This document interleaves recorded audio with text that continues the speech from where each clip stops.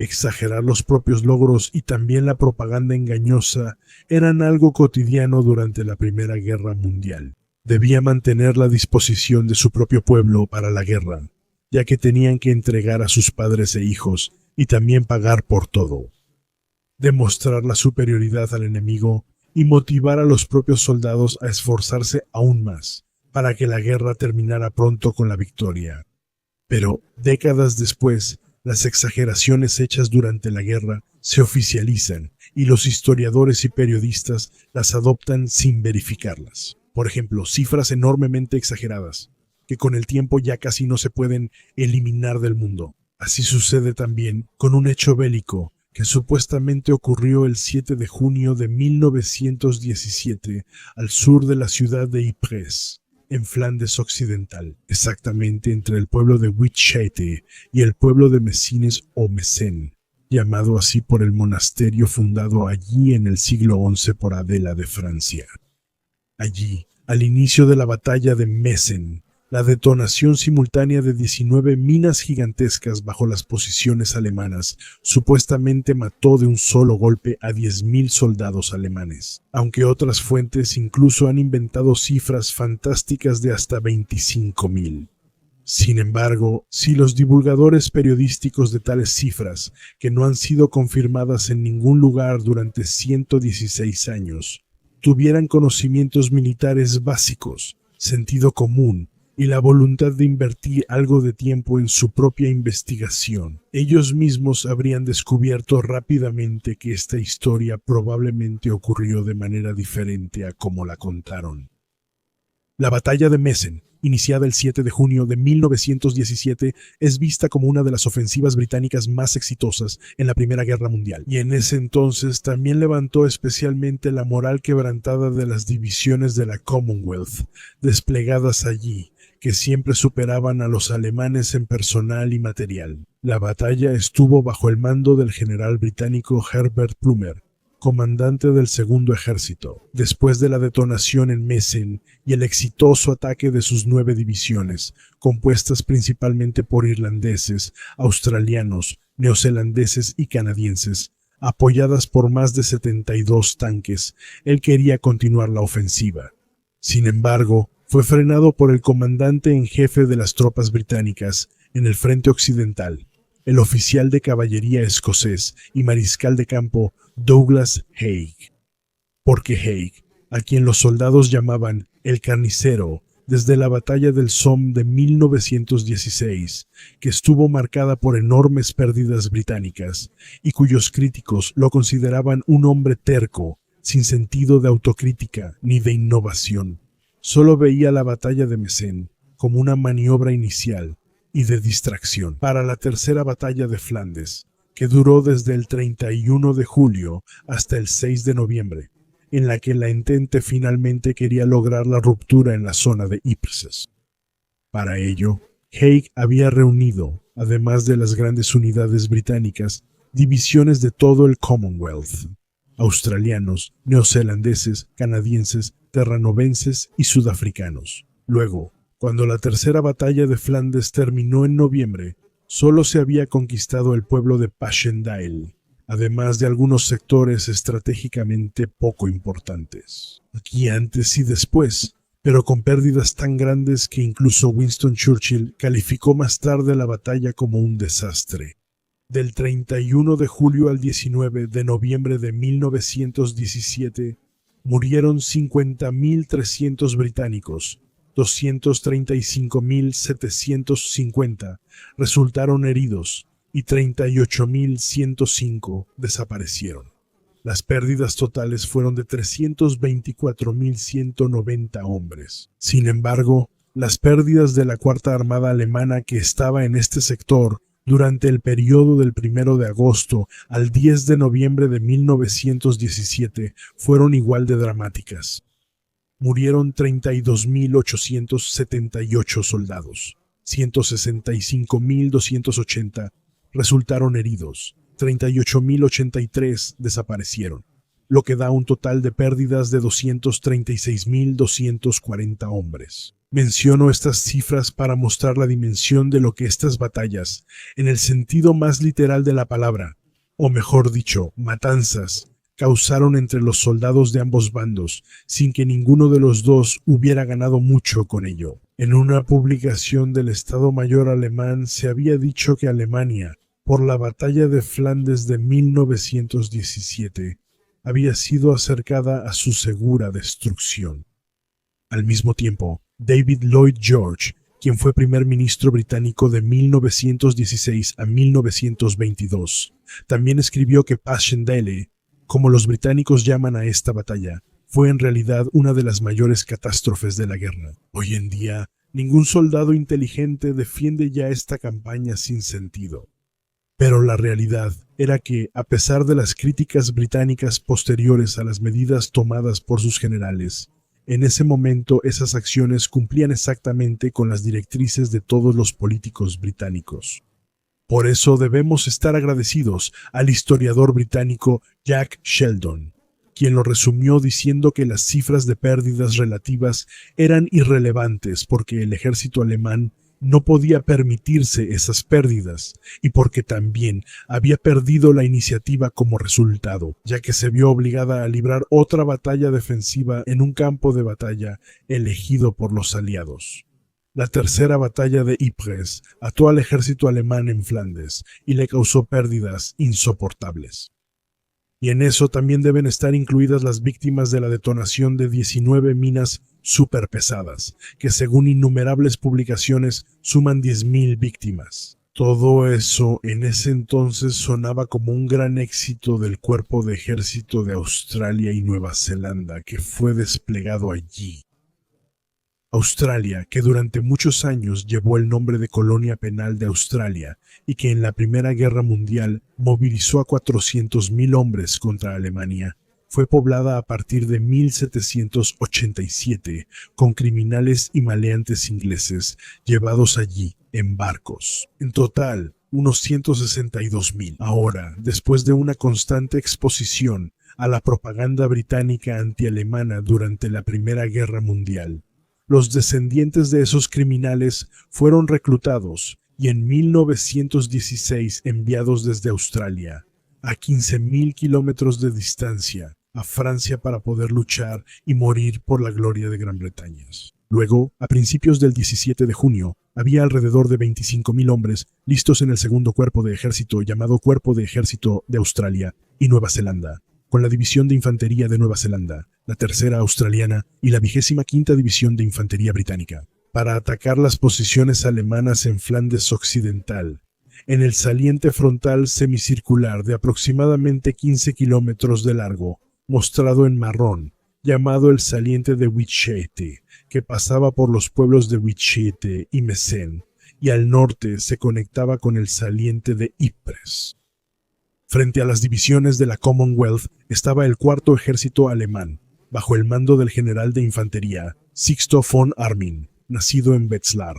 El oponente directo de las tropas del Cuerpo de Ejército de Australia y Nueva Zelanda fue el 14º Cuerpo de Ejército, segundo Real Sajón, que llevó el nombre de Grupo Wytschaete, desde el 7 de enero hasta el 13 de junio de 1917. Esta gran unidad había sido comandada, hasta su repentina muerte el 17 de junio, por el general de caballería real sajón, Maximiliano von Laffert. Su sucesor fue el general de infantería real sajón, Adolfo von Carlowitz. Para neutralizar las bien desarrolladas trincheras alemanas, búnkeres, puestos de mando y posiciones de artillería durante el ataque de la infantería británica en la batalla de Mesen, el general Plumer había colocado observadores de artillería avanzados desde el 21 de mayo hasta el 7 de junio, es decir, durante 16 días. Había ordenado bombardear la colina de 84 metros donde estaba la agrupación Wytschaete, con unas 2.100 piezas de artillería pesada a las 24 horas, arando prácticamente el terreno, igual que en Mesen. El ataque de la infantería británica estaba programado para la madrugada del 7 de junio y también era esperado por el mando alemán. Sin embargo, Lo que los soldados del grupo Wichete no sospechaban era que ya llevaban casi 2 años siendo atacados por un enemigo invisible, por las compañías mineras de las tropas pioneras británicas que habían estado excavando túneles subterráneos hacia ellas todos los días. El uso de minas subterráneas había comenzado del lado alemán en el otoño de 1914, después de la fallida batalla del Marne y el inicio de la guerra de trincheras, cuando los soldados alemanes ya habían probado todas las posibilidades imaginables para dañar al enemigo. Luego, en octubre de 1914, la primera compañía del Batallón de Pioneros 16 de la 33ª División de Cazadores detonó la primera mina alemana a una altitud de 285 en Argonne, debajo de un puesto francés, que como resultado quedó enterrado. Esta explosión había desencadenado la guerra de minas entre alemanes y franceses. Luego, en la mañana del 20 de diciembre, durante el combate en Givenchy, en Flandes francés, se hicieron explotar 10 minas alemanas de 50 kilos cada una, bajo las posiciones de 2 compañías del 4º Regimiento de Infantería Gurkha, que formaban parte de la 9ª Brigada India Sirhind, llevada a Francia un mes antes, y que luego fue atacada por la infantería alemana. También los británicos en Flandes formaron ahora compañías de minas. Para el 15 de marzo, 8 ya estaban operativos. A mediados del 16, esta unidad británica contaba con unos 25.000 tuneladores, en su mayoría mineros, pero también, por ejemplo, buscadores de oro australianos. Otros 50.000 soldados, en su mayoría infantería, fueron empleados para transportar las enormes cantidades de tierra que se extraían. Cuando a partir del verano del 17, la guerra de trincheras en el frente occidental, que se había paralizado desde el otoño del 14, volvió a ser más móvil. Esto también tuvo un efecto en el número, ahora decreciente, de explosiones tácticas. Al realizar las excavaciones, los mineros se concentraron principalmente en sistemas de túneles profundos para acomodar a las tropas, con la consecuencia de que, a finales de 1917 del lado británico, vivían más soldados bajo tierra que en la superficie. El uso de minas o explosivos detonados bajo tierra para combatir al enemigo es tan antiguo como la invención de la pólvora. Pero su apogeo lo alcanzó la guerra de minas durante la guerra de trincheras en la Primera Guerra Mundial. El oficial de minas responsable de la zona de combate del 4º Ejército alemán era el teniente coronel Otto Füsslein, nacido el 9 de mayo de 1870 en Saalfeld, Turingia, y fallecido el 29 de septiembre de 1921. Tras caer en un pozo mientras realizaba trabajos de topografía en las minas de hierro de Schmiedefelder, cerca de Saalfeld. Füsslein ingresó al batallón de ingenieros número 4 tras terminar la preparatoria y formarse como cerrajero, siendo ascendido a teniente en 1891. Después de asistir a la Escuela de Artillería e Ingenieros de Charlottenburg, cerca de Berlín, en 1904 fue transferido como ingeniero topógrafo al Gran Estado Mayor en Berlín, y un año después a las fuerzas coloniales en el sudoeste de África.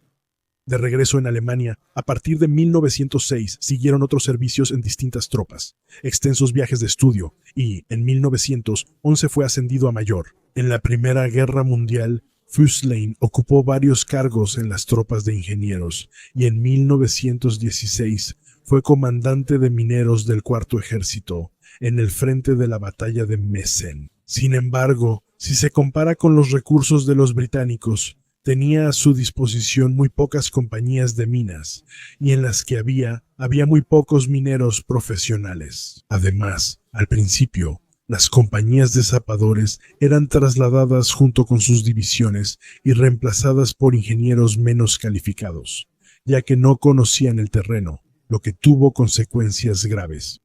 A esto se sumaban las carencias materiales que afectaban casi todas las áreas de los ingenieros, como la falta de ropa impermeable, sellos, mangueras, lámparas, generadores eléctricos, equipos de perforación y rescate en minas, sistemas telefónicos o buenos dispositivos de escucha. También había una escasez recurrente de explosivos resistentes a la humedad, o simplemente explosivos en general. La situación era distinta con los zapadores del Commonwealth.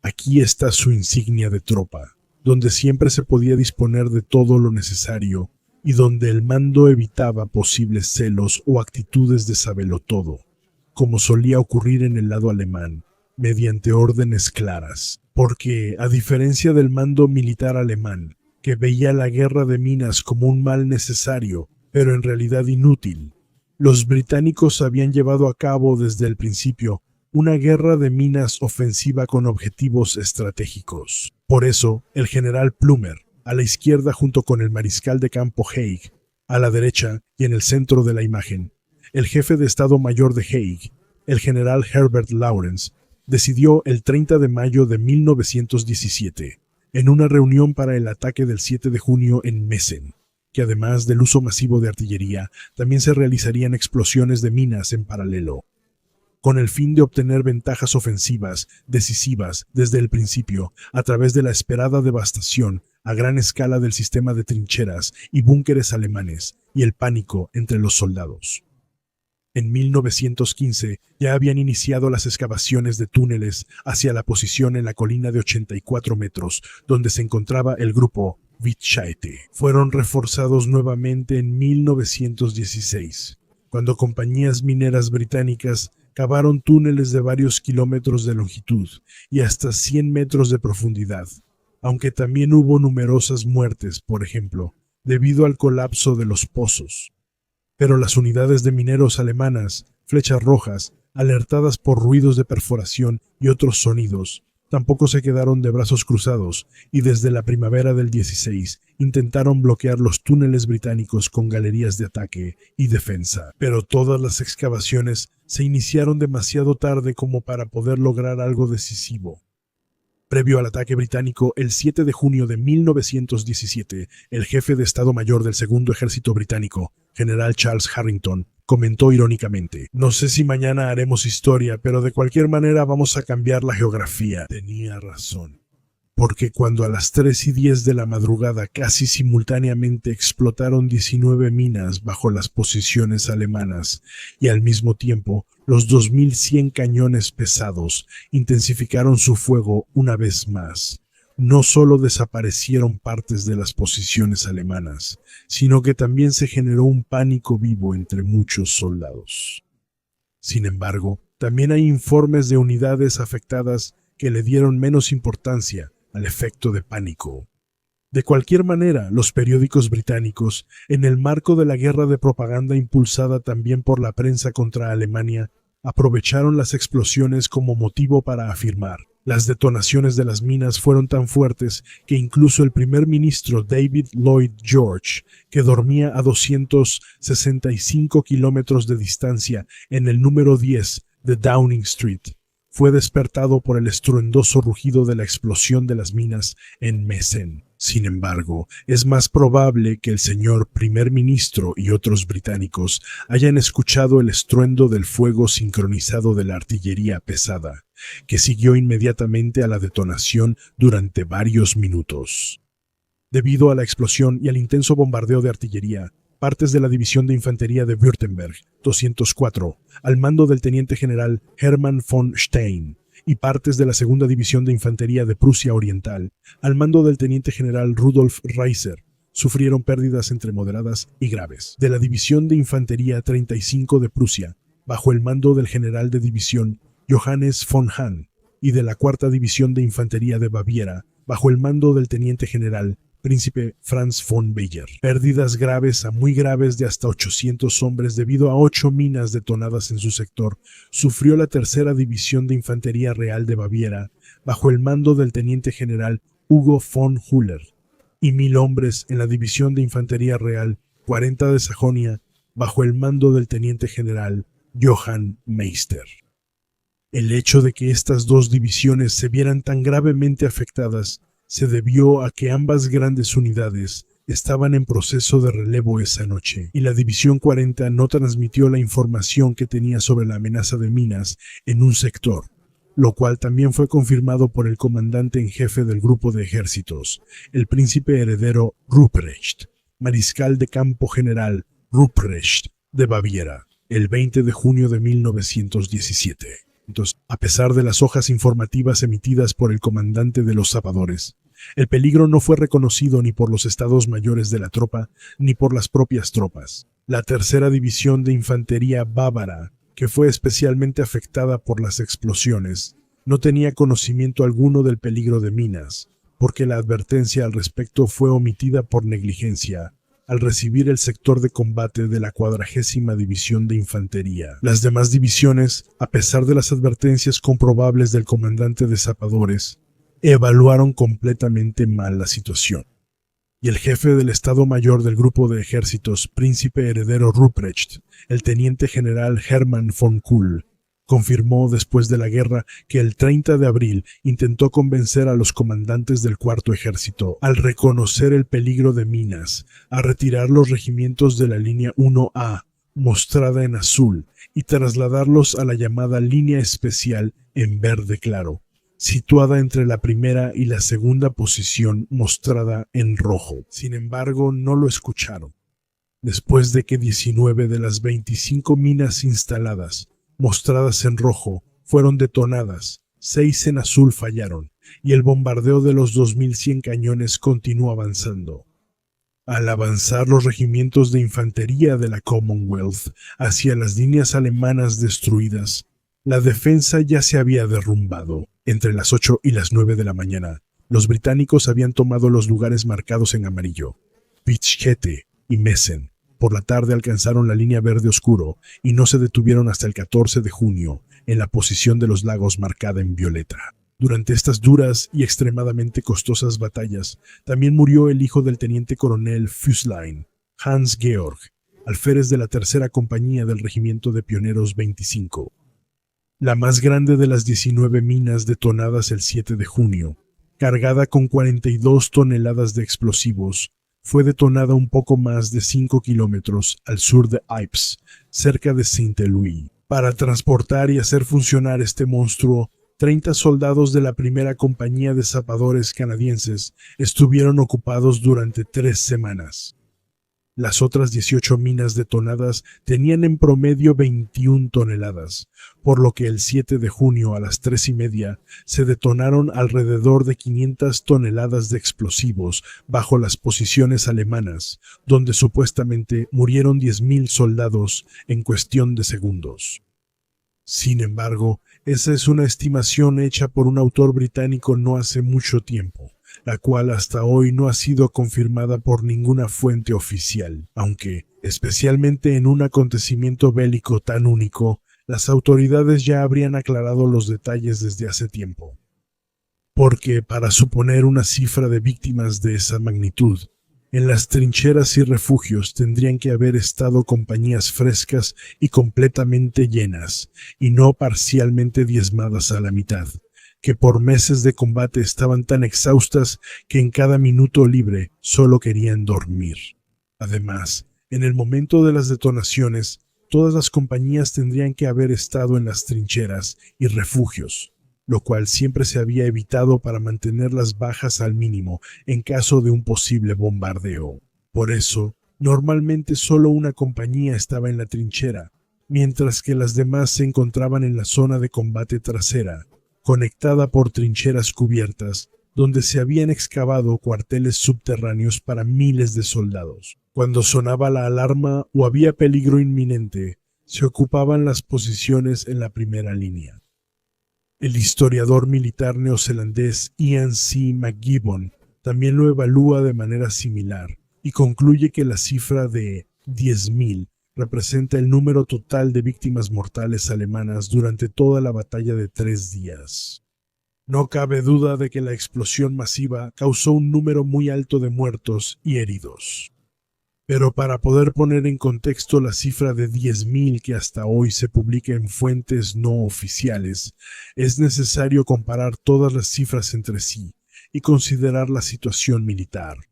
Y también se debe tener en cuenta que el término bajas incluye tanto a los muertos, heridos, dispersos como a los desaparecidos, y que, por ejemplo, los heridos leves que regresaban al regimiento después de una semana, en medio del caos reinante durante la batalla, no siempre eran eliminados del número original de heridos, ni reportados como nuevamente disponibles. Y bajo el término desaparecidos, también se incluía a todos los soldados que habían caído prisioneros de guerra. Finalmente, del lado alemán, debido al caos causado por las explosiones, el bombardeo de artillería y la posterior retirada apresurada, no hubo nadie que contara a los muertos o heridos entre los escombros.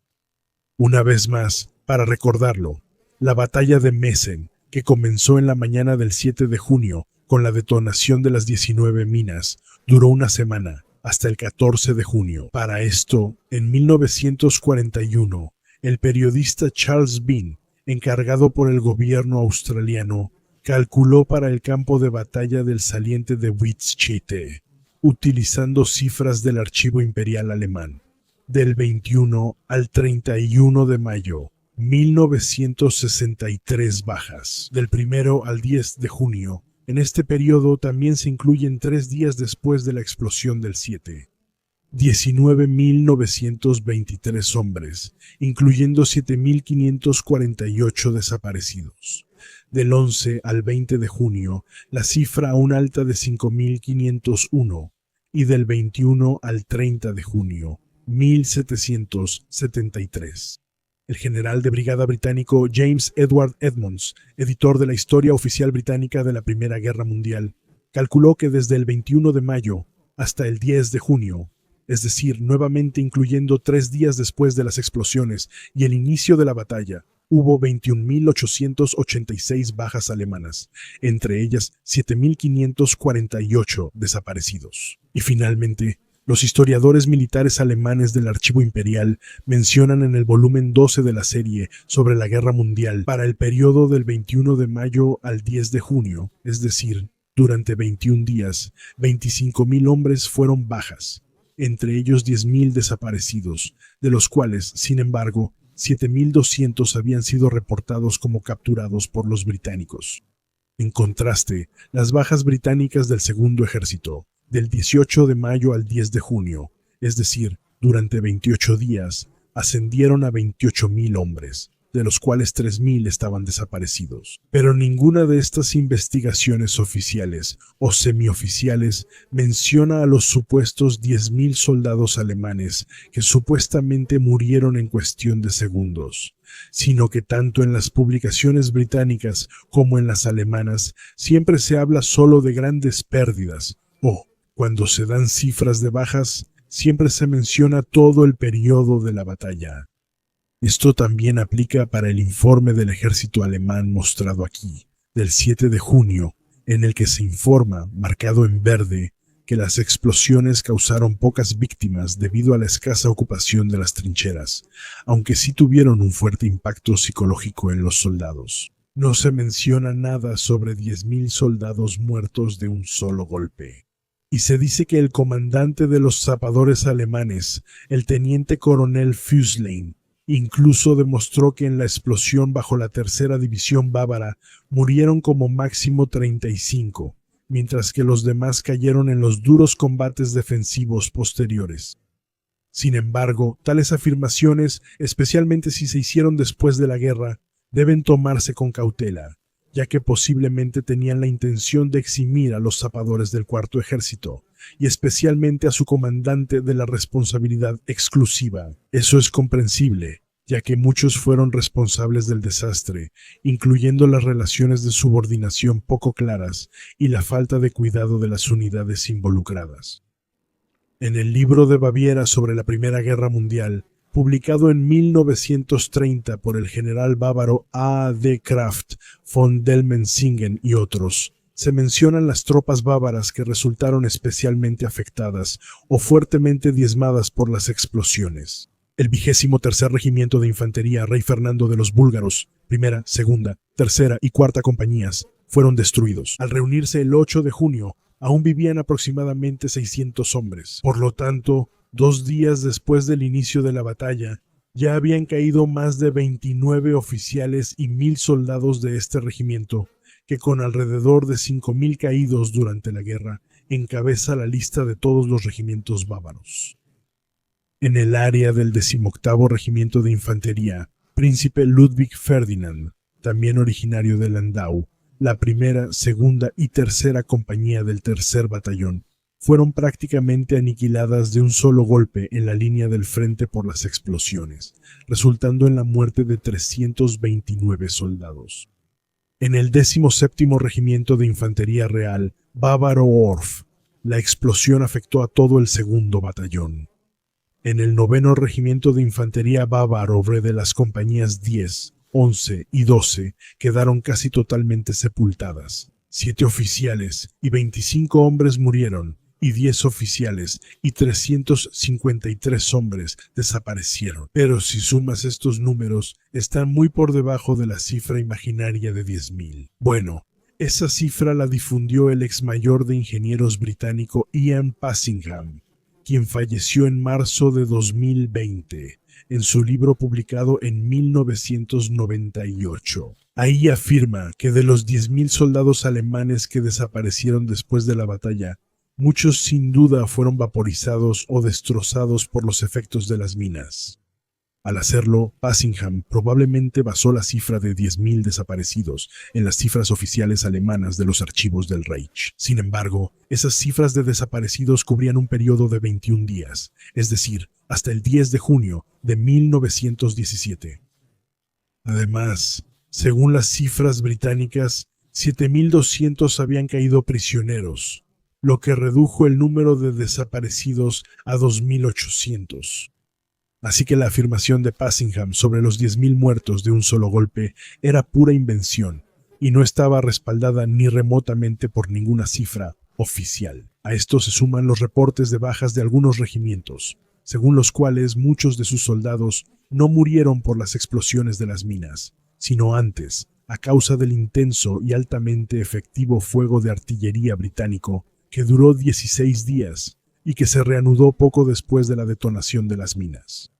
Y luego, en la lucha desesperada contra una fuerza superior y descansada. De todas las víctimas alemanas, solo existe esta única fotografía. Queda la pregunta de por qué no se evitaron las 19 explosiones del 7 de junio de 1917, pese a las contramedidas de los mineros alemanes. Sobre esto, una documentación ejemplar del Centro de Información Geográfica de la Bundeswehr ha dado información, porque además de la ya mencionada falta permanente de personal y material, también hubo graves problemas organizativos. Aquí algunos de muchos ejemplos.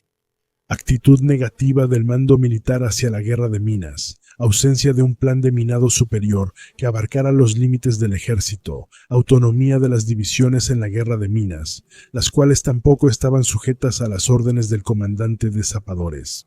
Poca ayuda por parte de la infantería, ignorar advertencias a tiempo y a pesar de las advertencias, no retirar a las tropas de la primera línea amenazada. Demasiadas pocas posiciones falsas y finalmente comportamiento poco cooperativo de las divisiones hacia el comandante de ingenieros.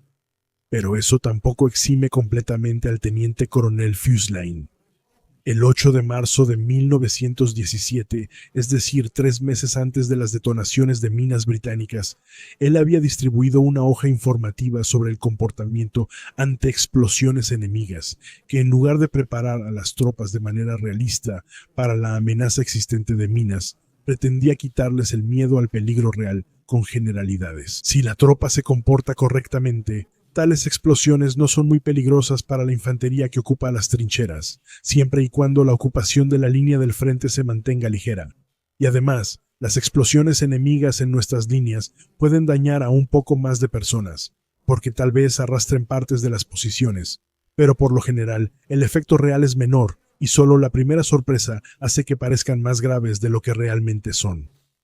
Cuando el 7 de junio las divisiones británicas atacaron las posiciones alemanas, ya destrozadas por el bombardeo de artillería de 16 días, después de las detonaciones de las minas y el fuego de barrera que duró varios minutos, se puede suponer que un gran número de defensores alemanes, en estado de shock, ya había huido o se había rendido, y aquellos que, a pesar de su conmoción por las detonaciones de las minas y la gran cantidad de compañeros caídos, se defendieron, rápidamente sucumbieron ante la superioridad británica.